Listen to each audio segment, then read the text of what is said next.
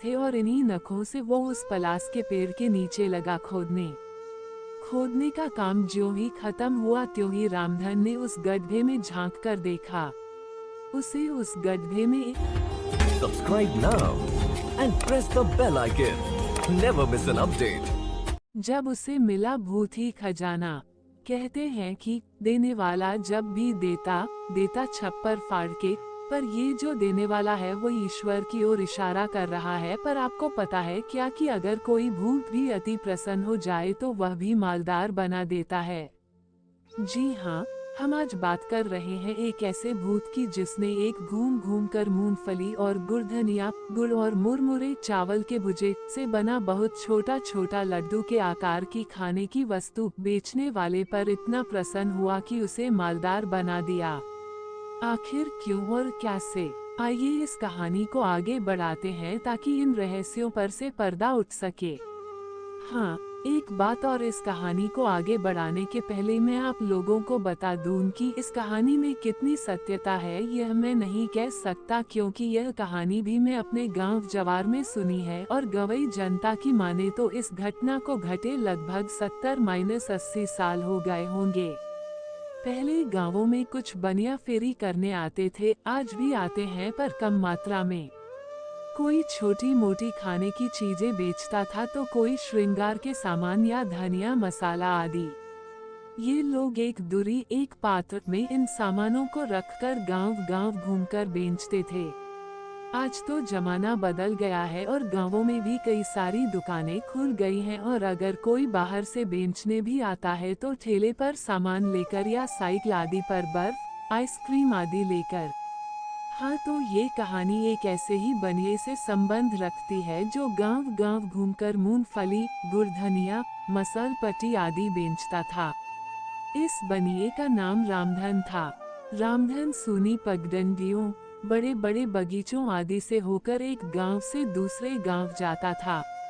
रामधन रोज सुबह सुबह मूंगफली, गुड़धनिया आदि अपने दूरी पात्र में रखता और किसी दूसरे गांव में निकल जाता। एक गांव से दूसरे गांव होते हुए मूंगफली, गुड़धनिया बेचते हुए वह तिघरिया या कभी कभी शाम को अपने गांव वापस आता। जब वह अपनी दूरी उठाए चलता और बीच बीच में बोला करता, ले गुड़धनिया, ले मूंगफली, ले मसलपट्टी, दांत में सट्टी, लड़का बच्चा खाए सयान हो जाए, बूढ़ खाएगा जवान हो जाए। उसकी इतनी बात सुनते ही बच्चे अपन अपने घर की ओर भागते हुए ये चिल्लाते थे कि मसलपट्टी वाला आया, मूंगफली वाला आया। और इसके साथ ही वे अपने घर में घुसकर छोटी छोटी डलिया में या फाड़ आदि में धान, गेहूं आदि लेकर आते थे और मूंगफली, गुड़धनिया आदि खरीद कर खाते थे। एक दिन की बात है, गर्मी का मौसम था और दोपहर का समय। लू इतनी तेज चल रही थी कि लोग अपने घरों में ही दुबके थे। इसी समय रामधन अपने सिर पर दूरी उठाए हमारे गांव से पास के गांव में खेतों मैंड से होकर चला। कहीं कहीं तो इन मैंडों के दोनों तरफ दो दो बिगहा केवल गन्ने के ही खेत रहते थे और अकेले इन मेड़ों से गुजरने में बहुत डर लगता था। कमजोर दिल आदमी तो अकेले या खर दोपहरिया या शाम को इन मैंडों से गुजरना क्या उधर जाने की सोचकर ही धोती गीली कर देता था। हमारे गांव से वह पास के जिस गांव में जा रहा था उसकी दूरी लगभग 1 कोस 3 किलोमीटर है और बीच में एक बड़ी बारी बगीचा, इसे हम लोग आज भी बड़की बारी के नाम से पुकारते हैं, भी पड़ती थी। यह बारी इतनी घनी थी कि दोपहर में भी इसमें अंधेरा जैसा माहौल रहता था। इस बगीचे में आम के पेड़ों की अधिकता थी पर इस बारी के बीच में एक बड़ा बरगद का पेड़ भी था। रामधन इस बगीचे में पहुंचकर अपनी दूरी को उतारकर एक पेड़ के नीचे रख दिया और सोचा कि थोड़ा सुस्ताने आराम करने के बाद आगे बढ़ता हूँ। वो वहीं एक पेड़ की थोड़ी ऊपर उठी जड़ को अपना तकिया बनाया और अपने गमछे को बिछाकर आराम करने लगा। उसको पता ही नहीं चला कि कब उसकी आंख लग गई, नींद आ गई। अचानक उसे लगा कि बगीचे में कहीं बहुत तेज आंधी उठी है और डालियों आदि के टकराने से बहुत शोर हो रहा है। वो उठकर बैठ गया और डालियों की टकराहट वाली दिशा में देखा। अरे हाँ, वह जहाँ सोया था वहाँ से कुछ ही दूरी पर दो पेड़ की डालियाँ बहुत तेजी से नीचे ऊपर हो रही थी और कभी कभी इन डालियों के आपस में टकराहट से बहुत डरावनी आवाज भी होती थी। अगर कमजोर दिल आदमी अकेले में ये देख ले तो उसका दिल मुंह में आ जाए, पर रामधान को तो यह आदत थी। वो मन ही मन सोचा कि शायद भूत आपस में झगड़ा कर रहे हैं या कोई खेल खेल रहे हैं। वो डरने वालों में से नहीं था। वो वहीं लेटे लेटे इन भूतों की लड़ाई का आनंद लेने लगा, पर उसे कोई भूत दिखाई नहीं दे रहा था। बस हवा ही उन पेड़ों के पास बहुत ही डरावनी और तीव्र बह रही थी। रामधन के लिए भूतों की लड़ाई या खेल आम बात थी। उसे बराबर सुनसान रास्तों, झाड़ियों, घने घने बगीचों आदि से होकर अकेले जाना पड़ता था। अगर वह डरने लगे तो उसका धंधा ही चौपट हो जाए। उसका पाला बहुत बार भूत प्रेत, चुड़ैलों आदि से पड़ा था, पर किसी ने उसका कुछ नहीं बिगाड़ा था। वो अपने आप को बहुत बहादुर समझता था और इन भूत प्रेतों को आम इंसान से ज्यादा तवज्जो नहीं देता था।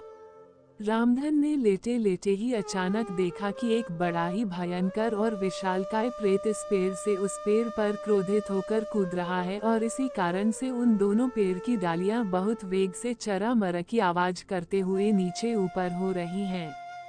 रामधन को और कुतूहल हुआ और अब वो और सतर्क होकर उस भूत को देखने लगा।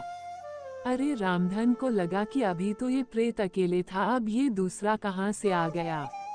अच्छा तो ये बात है। अब रामधन को सब समझ में आ गया। दरअसल बात ये थी कि यहाँ भूतों का खेल नहीं, भयंकर झगड़ा चल रहा था। वो बड़ा भूत उस दूसरे भूत को पकड़ने की कोशिश कर रहा था, पर कामयाब नहीं हो रहा था और इसी गुस्से में डालियों को भी तोड़ मरोड़ रहा था। अरे अब तो रामधन को और मजा आने लगा था, क्योंकि भूतों की संख्या बढ़ती जा रही थी। अभी तक जो ये भूत अदृश्य थे, अब एक एक करके दृश्य होते जा रहे थे। और रामधन के लिए सबसे बड़ी बात ये थी कि आज तक उसका पाला जितने भूत प्रेत, चुड़ैलों आदि से पड़ा था उनमें काफी समानता थी, पर आज जो भूत प्रेत एक एक कर प्रकट हो रहे थे उनमें काफी असमानता थी। वे एक से बढ़कर एक विकराल थे। किसी किसी की सूरत तो बहुत ही डरावनी थी। रामधन को एक ऐसी भूतनी भी दिखी जिसके 2 सिर और 3 पैर थे। उसके नाक नहीं थे और उसकी आंख भी एक ही थी और वह भी मुंह के नीचे। रामधन अब उठकर बैठ चुका था और अब भूतों के लड़ने की प्रक्रिया भी बहुत तेज हो चुकी थी। भूत एक दूसरे के जान के प्यासे हो गए थे। इन भूतों की लड़ाई में कई डालियां भी टूट चुकी थीं और उस बगीचे में बवंडर उठ गया था। अंत में रामधन ने देखा कि एक विकराल बड़े भूत ने एक कमजोर भूत को पकड़ लिया है और बेतहासा उसे मारे जा रहा है। अब धीरे धीरे करके भूत अदृश्य भी होते जा रहे थे। अब वहाँ वही केवल 3 टांग वाली भूतनी ही बची थी और वह भयंकर विकराल भूत। अब रामधन भी उठा, क्योंकि इन भूतों की लड़ाई में लगभग उसके 1 घंटे निकल चुके थे। रामधन ने ज्यों ही अपनी दूरी उठाना चाहा, वह उठ ही नहीं रही थी। रामधन को लगा कि अचानक ये दूरी इतनी भारी क्यों हो गई। उसने दोबारा कोशिश की और फिर तिबारा, पर दूरी उठी नहीं। वो पसीने से पूरा नहा गया और किसी अनिष्ट की आशंका से कांप गया। उसने मन ही मन हनुमान जी नाम लिया, पर आज उसे क्या हो गया वो समझ नहीं पा रहा था। आज तक तो वह कभी डरा नहीं था, पर आज उसे डर सताने लगा। उसके पूरे शरीर में एक कपकपी सी उठ रही थी और उसके सारे रोए तीर जैसे एकदम खड़े हो गए थे। अचानक उसे उस बगीचे में किसी के चलने की आवाज सुनाई दी। ऐसा लग रहा था कि कोई मदमस्त हाथी की चाल से उसके तरफ बढ़ रहा है। रामधन को कुछ दिख तो नहीं रहा था, पर ऐसा लग रहा था कि कोई उसकी ओर बढ़ रहा है। उसके पैरों के नीचे आकर सूखी पत्तियां चरा-मरा कर रही थीं। अब रामधन ने थोड़ा हिम्मत से काम लिया और भागना उचित नहीं समझा। उसने मन ही मन सोचा कि आज जो कुछ भी हो जाए, पर वह यहाँ से भागेगा नहीं। अचानक उस दैत्याकार अदृश्य प्राणी के चलने की आवाज थम गई। अब रामधन थोड़ा और हिम्मत करके चिल्लाया, कौन है? कौन है? जो कोई भी है सामने क्यों नहीं आता है। अब सब कुछ स्पष्ट था क्योंकि एक विकराल भूत, शायद यह वही था जो दूसरे भूत को मार रहा था, रामधन के पास दृश्य हुआ पर एकदम शांत भाव से। अब वो गुस्से में नहीं लग रहा था। रामधन ने थूक घूंट कर कहा, कौन हो तुम और क्या चाहते हो?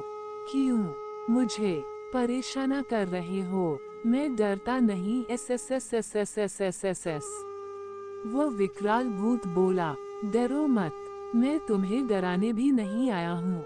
मैं यहाँ का राजा हूँ, राजा, और मेरे रहते किसी के डरने की आवश्यकता नहीं। अगर कोई डराने की कोशिश करेगा तो वही हंस करूँगा जो उस कलमुनिया भूत का किया। अब रामधन का डर थोड़ा कम हुआ और उसने उस भूत से पूछ बैठा, क्या किया था उस कलमुनिया भूत ने?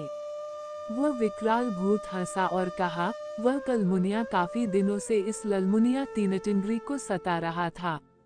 मैंने उसे कई बार चेतावनी दी पर समझा ही नहीं, और हद तो आज तब हो गई जब उसने कुछ भूत प्रेतों को एकत्र करके मुझ पर हमला कर दिया। सबको मारा मैंने और दौड़कर मारा। रामधन ने अपनी जान बचाने के लिए उस भूत की चमचागिरी में उसकी बहुत प्रशंसा की और बोला, तो क्या अब मैं जाऊं? हाँ जाओ, पर जाते जाते कुछ तो खिला दो, बहुत भूख लगी है और थक भी गया हूँ। उस विकराल भूत ने कहा।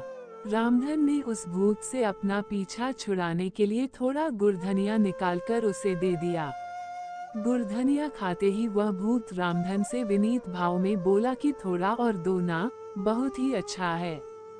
मैं भी बचपन में बहुत गुड़धनिया खाता था। रामधन ने कहा कि नहीं नहीं, अब नहीं मिलेगा, सब तू नहीं खा जाओगे तो मैं बेचूंगा क्या? भूत ने कहा कि बोलो कितना हुआ, मैं ही खरीद लेता हूँ। रामधन को अब थोड़ी लालच आ गई क्योंकि उसने सुन रखा था कि इन भूत प्रेतों के पास अपार संपत्ति होती है, अगर किसी पर प्रसन्न हो गए तो मालामाल कर देते हैं। अब रामधन ने दूरी में से थोड़ा और गुड़धनिया निकालकर उस भूत की ओर बढ़ाते हुए बोला कि अब पैसा दो तो ये दूरी का पूरा सामान तुझे दे दूंगा। भूत ने उसके हाथ से गुड़धनिया ले लिया और खाते खाते बोला कि मेरे पीछे पीछे आओ। अब तो रामधन एकदम निडर होकर अपनी दूरी को उठाया और उस भूत के पीछे पीछे चल दिया। वह भूत रामधन को लेकर उस बगीचे में एकदम उत्तर की ओर पहुंचा। यह उस बगीचे का एकदम उत्तरी छोर था। इस उत्तरी छोर पर एक जगह एक थोड़ा उठा हुआ टीला था और वहीं पास में मूंज आदि और एक छोटा नीम का पेड़ था। उस नीम के थोड़ा आगे एक छोटा सा पलास का पेड़ा था। उस विकराल भूत ने रामधन से कहा कि इस पलास के पेड़ के नीचे खोदो। रामधन ने कहा कि मेरे पास कुछ खोदने के लिए तो है ही नहीं, तुम ही खोदो। रामधन की बात सुनकर वह भूत आगे बढ़ा और देखते ही देखते वह और विकराल हो गया। उसके नख खुरपों की तरह बड़े हो गए थे और इन्हीं नखों से वो उस पलास के पेड़ के नीचे लगा खोदने का काम ज्यों ही खत्म हुआ त्यों ही रामधन ने उस गड्ढे में झांक कर देखा। उसे उस गड्ढे में एक बटुला दिखाई दिया। अब तो वह बिना कुछ सोचे समझे उस गड्ढे में प्रवेश करके उस बटुले को बाहर निकाला। बटुला बहुत भारी था। उसने बटुले के मुख पर से ज्यों की ढक्कन हटाया, उसकी आंखें खुली की खुली रह गईं क्योंकि बटुले में पुराने चांदी के सिक्के थे। वो बहुत प्रसन्न हुआ और अपने दूरी में का सारा सामान वहीं गिरा दिया और भूत को बोला कि सब खा जाओ। भूत खाने पर टूट पड़ा और इधर रामधन ने उस बटुले का सारा माल अपने दूरी में रखा और उसे ढंक कर तेजी से अपने गांव की ओर चल पड़ा। गांव में पहुंचने के एक ही हफ्ते बाद ऐसा लगा कि रामधन की लॉटरी लग गई हो। उसने अपने मणि के स्थान पर लिंटर बनवाना शुरू किया और धीरे धीरे करके मूंगफली और गुड़धनिया बेचने का धंधा बंद कर दिया। सही कहा गया है कि देने वाले भूत जी जब भी देते छप्पर फाड़ कर। इस कहानी में कितनी सच्चाई है यह मुझे नहीं पता, पर आज भी गांवों में सुनने को आता है कि फला व्यक्ति को 4 बटुली पुराने सिक्के मिले तो फला तो 2 बटुली। कुछ लोग ऐसा मानते हैं कि पहले कुछ लोग जब खानाबदोश जीवन जीते थे तो वो कहीं कहीं महीनों सालों तक डेरा डालते थे और अपने रुपए पैसे को वहीं छिपा देते थे और बाद में भूल जाते थे या कहीं और चले जाते थे। ये वही पैसे हैं, तो कुछ का कहना है कि ये भूत प्रेतों के पैसे हैं और वे लोग वहीं रहकर इनकी रक्षा करते हैं।